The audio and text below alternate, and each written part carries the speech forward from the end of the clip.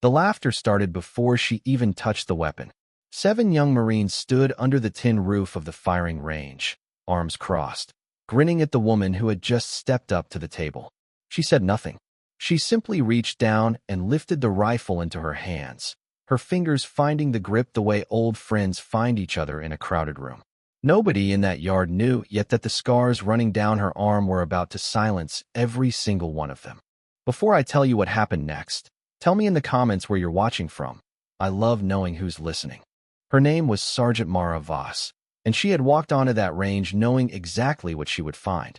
New recruits always laughed first and asked questions later. It was a pattern as old as the uniform itself. She had seen it in training, seen it overseas, seen it in every mess hall where a woman set down a tray and a table went quiet for the wrong reasons. She didn't blame them, not really. They were young. They hadn't yet learned that the body keeps records the mouth never speaks of. The desert sun pressed down on the range that afternoon, throwing long gold light across the dust, catching on the rifle's scope like a small captured star. A breeze moved through the open-sided shed, lifting grit into the air, and for a moment everything seemed to hold its breath.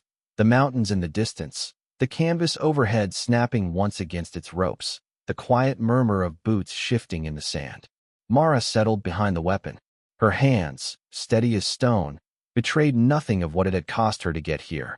The man beside her, the one who'd pointed and laughed loudest, leaned toward his friend and whispered something that made the row of them snicker again. She heard it. She always heard it. But she had learned, somewhere between deployments, that the loudest mockery usually came from the people who had never once been tested. What none of them knew was the story written across her shoulder. 3 years earlier, in a stretch of country she still saw behind her eyelids at night, a convoy she was riding in had been torn apart by an IED. She had pulled 2 men from a burning vehicle before the flames found her own sleeve. The surgeons told her later she was lucky to keep the arm at all. She didn't feel lucky. She felt rebuilt, stitch by stitch, into someone the old Mara wouldn't have recognized. Quieter, harder, but somehow more certain of who she was. She thought she'd never hold a rifle steady again. She was wrong. The general arrived without fanfare, the way men who have earned their authority usually do. He didn't need to announce himself. The row of recruits straightened the instant his shadow crossed the gravel. His eyes moved over the group, then settled on the woman bent low behind the scope, and something in his expression shifted.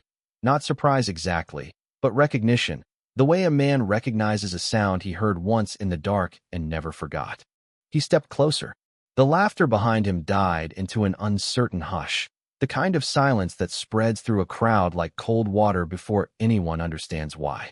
He saw it then. The raised, rope-like scars twisting down from her shoulder to her elbow, pale against the desert tan of her skin. He had seen wounds like that before. He had written letters about wounds like that before. And in that instant, 8 young men who had been laughing 30 seconds earlier found they had nothing left to say. This was the moment that mattered, the one worth pausing on. Was it fair, any of them wondered later, to mock someone before knowing what they carried?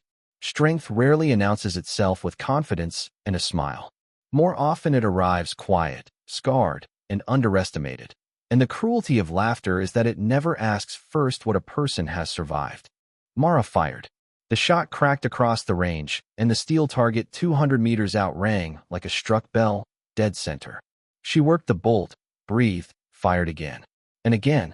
5 rounds, 5 strikes, each one tighter than the last, until the recruits who had been laughing now stood frozen, mouths open, watching a woman they had dismissed put every one of them to shame without raising her voice once. The general didn't clap. He didn't need to. He simply stepped forward, close enough that only she could hear him, and asked the question that mattered more than any target: where she'd gotten that scar. When she told him, flat, unembellished, the way people speak who have made peace with their own history, something passed over his weathered face that looked almost like grief and almost like pride.